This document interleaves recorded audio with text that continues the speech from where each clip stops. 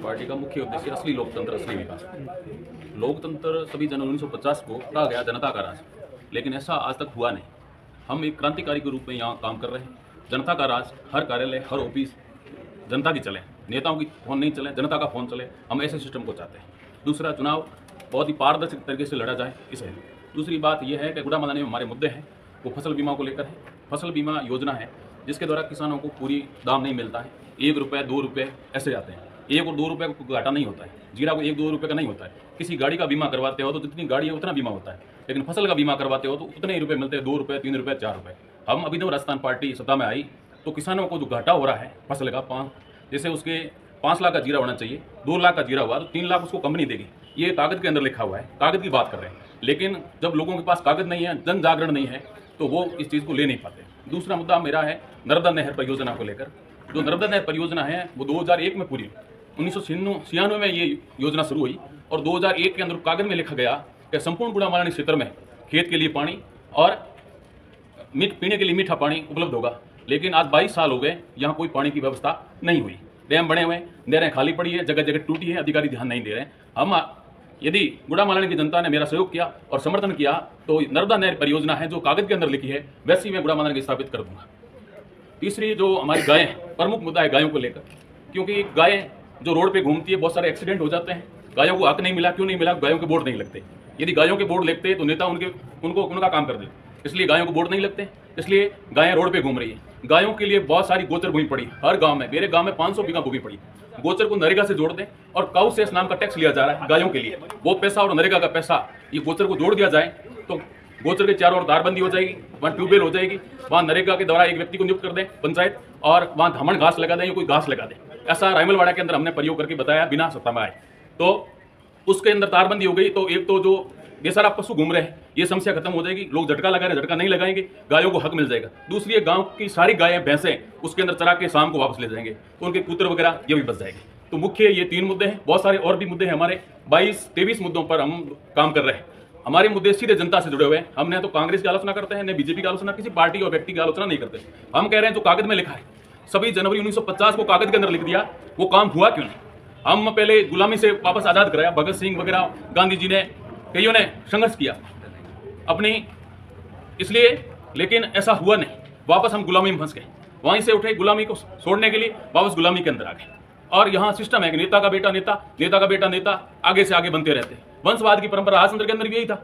राजा का बेटा राजा बनेगा, राजा का बेटा राजा बनेगा। हम चाहते हैं कोई भी व्यक्ति गुड़ामालानी का उठकर विधानसभा का फॉर्म भरे और उसमें भाग ले सकता। कोई व्यक्ति उठकर ये कहे ये सरपंच बने, ठप्पा नहीं लगना चाहिए। यही व्यक्ति विधायक बन सकता है, यही व्यक्ति सरपंच बन सकता है, यही व्यक्ति प्रधान बन सकता है। ऐसा किसी को भी ठप्पा नहीं लगे। ऐसे लोकतंत्र की स्थापना करने के लिए हम निकले हैं। पूरे राजस्थान के अंदर पिछले 5 वर्ष से हम जगह जगह घूम रहे हैं। मेहंदी को फसल का दर्जा दिलाने का हमने काम किया, बहुत सारे काम।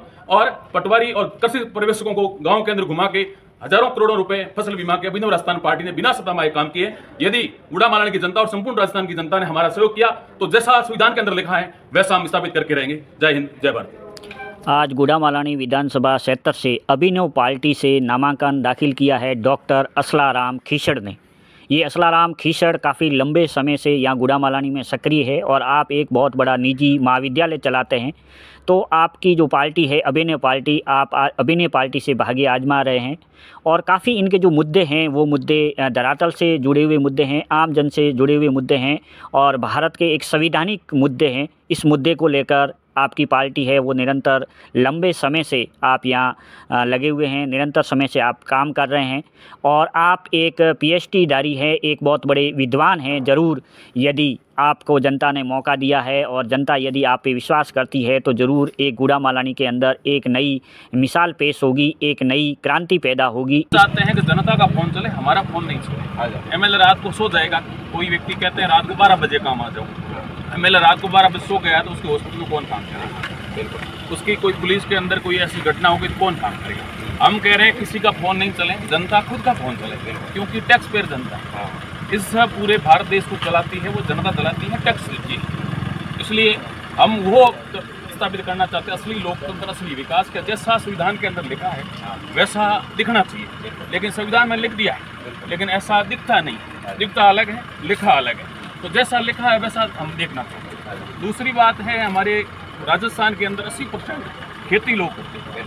हम किसानों की बात पहले करते हैं। और एक गाय की बात करते हैं, क्योंकि एक तो गाय के बोर्ड नहीं लगते, और गाय के बोर्ड लगते हैं तो नेता भी गाय के हक की काम करते हैं, लेकिन गाय के बोर्ड नहीं लगते। इसलिए हमारा प्रमुख मुद्दा है, ये गाय बेसहारा घूम रही है, आवारा नहीं है, बेसहारा है। आवारा तो उसको घूमते इसका कोई मालिक नहीं, इनके मालिक है। हमारे बुजुर्गों ने हर गांव के अंदर 500,000 बीघे जमीन छोड़ी, इसलिए छोड़ी के आने वाले समय के अंदर ऐसी समस्या आएगी तो गायों के लिए व्यवस्था हो जाएगी। तो हम ये योजना हमारी प्रमुखता से है कि गोचर को नरेगा से जोड़ेंगे, और काउ सेस नाम का टैक्स लिया जा रहा है सरकार के द्वारा। आज तक मेरे को मालूम नहीं पड़ा वो टैक्स आता कहाँ से कहाँ जाता है, ये मालूम नहीं।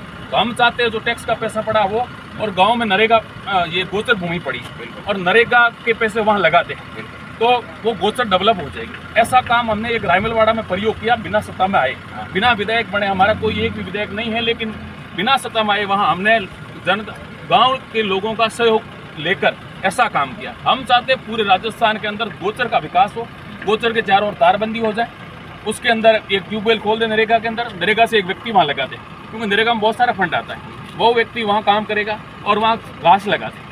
एक बार घास लगती है वो जीवन भर चलती है और चलती ही रहती है। तो वहाँ गायों का, जो हमारी गायें घूम रही जिनके कारण एक्सीडेंट होते हैं, कई ऐसी समस्या होती है। गाय हमारी माता बोलते हैं, उसमें 33 करोड़ देवी देवता निवास करते हैं, और गाय परेशान है तो हमारे ऊपर एक कलंक है, इस गाय को हक मिलना चाहिए। तो हम चाहते हैं गायों के गोचर का विकास कर देंगे और वहाँ से तारबंदी कर देंगे, वहाँ अंदर घास लगा देंगे, तो ये बेसहारा पशु घूम रहे हैं इनका हो जाएगा। दूसरे गांव के लोगों को फायदा क्या होगा कि गांव का व्यक्ति अपनी गायों और भैंसों को लेकर वहाँ चरा के शाम को वापस लेकर आए, तो किसानों को भी फायदा हो जाएगा और गायों को हक मिल जाएगा।